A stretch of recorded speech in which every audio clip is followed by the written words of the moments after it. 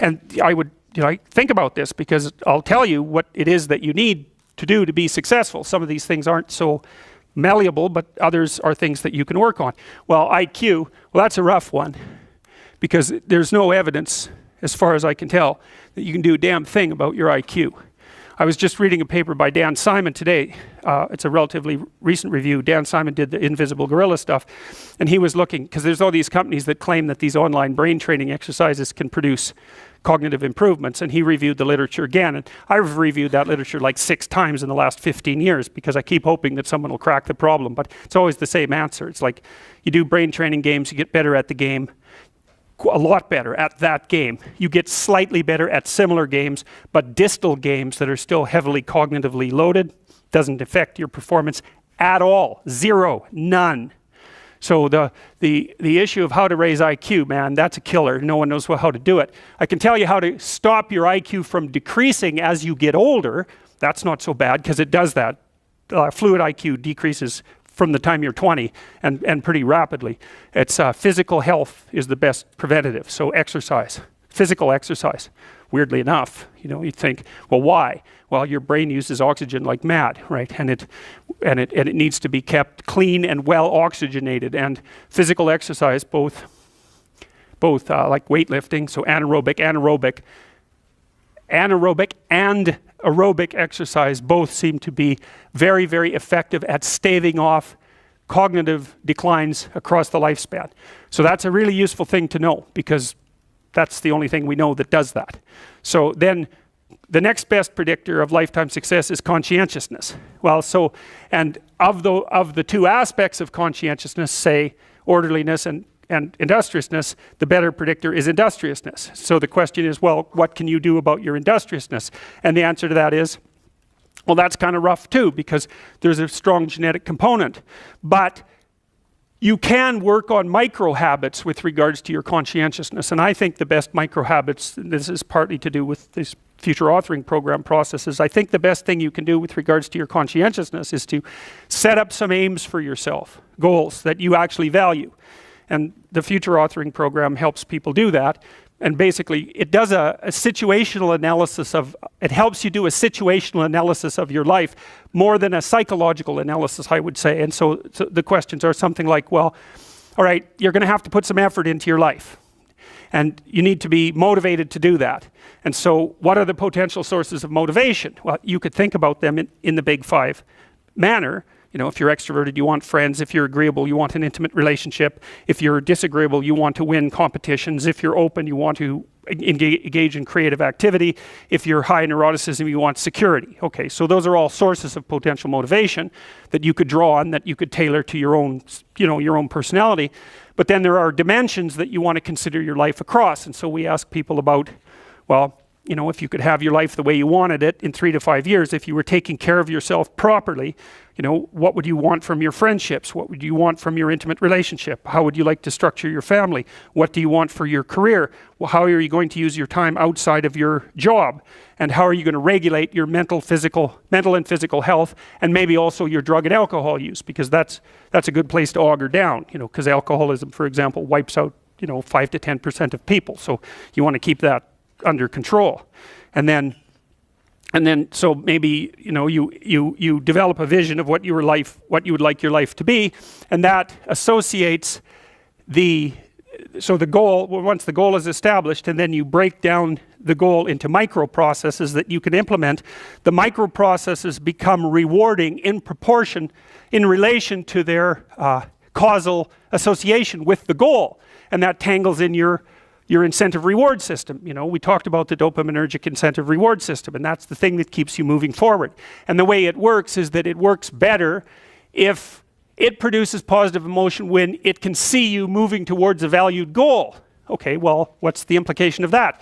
Better have a valued goal, because otherwise you can't get any positive motivation working out. And so the more valuable the goal, in principle, the more the micro processes associated with that goal start to take on a positive charge. And so what that means is, well, you get up in the morning and you're excited about the day, you're ready to go. And so as far as I can tell, what you do is you specify your long-term ideal. Maybe you also specify a place you want to stay the hell away from, so that you're terrified to fail as well as excited about succeeding, because that's also useful. You specify your goal.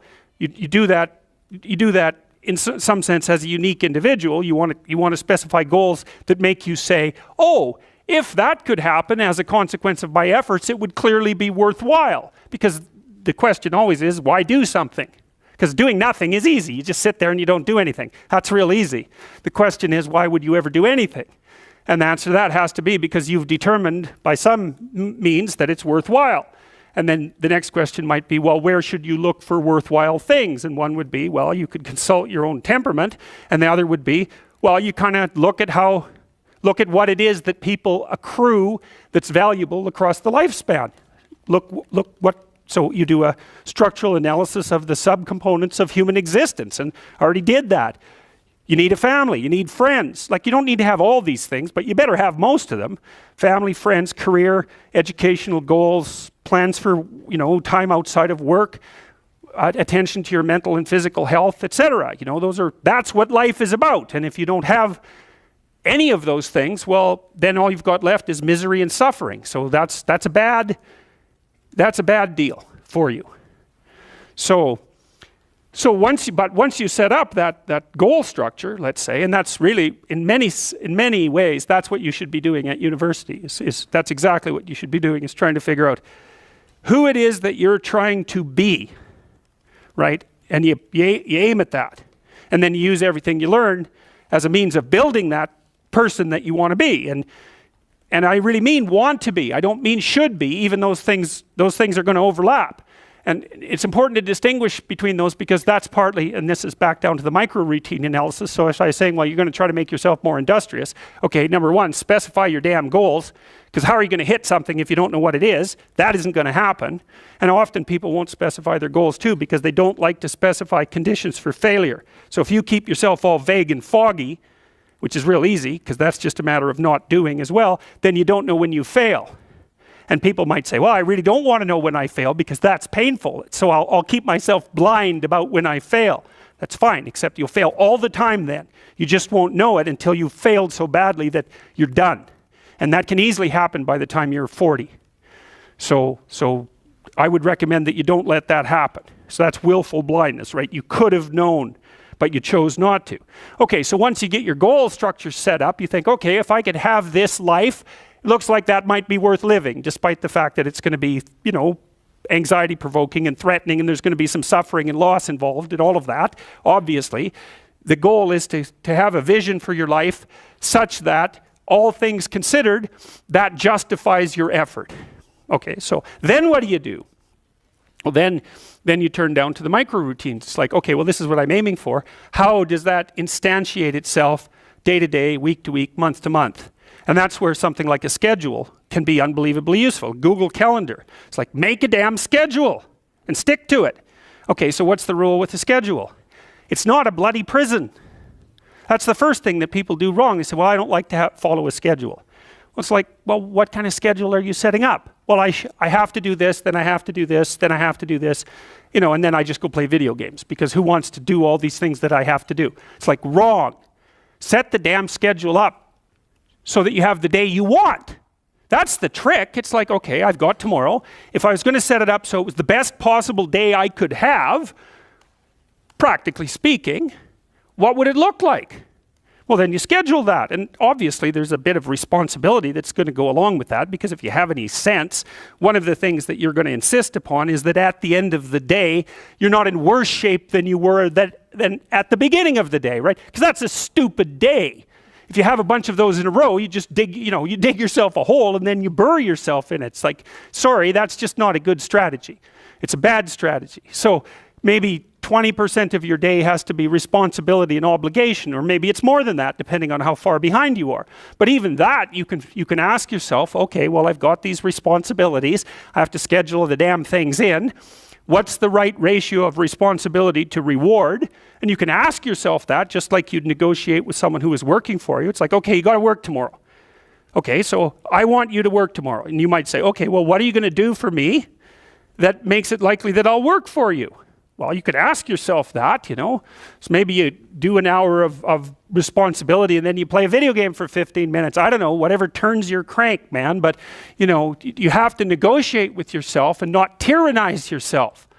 Like you're negotiating with someone that you care for, that you would like to be productive and have a good life. And that's how you make the schedule. It's like, and then you look at the day and you think, well, if I had that day, that'd be good. Great. You know, and you're useless and horrible, so you'll probably only hit it with about 70% accuracy, but that beats the hell out of 0, right? And if you hit it even with 50% accuracy, another rule is, well, aim for 51% the next week, or 50.5% for God's sake, or because you're going to hit that position where things start to loop back positively and spiral you upward. And so that's one way that you can work on your conscientiousness, is plan a life you'd like to have.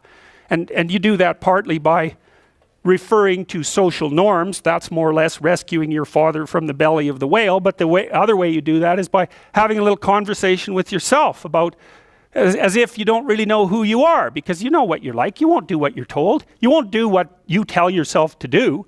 You must have noticed that. It's like you're a bad employee and a worse boss. And both of those work, you know, for you.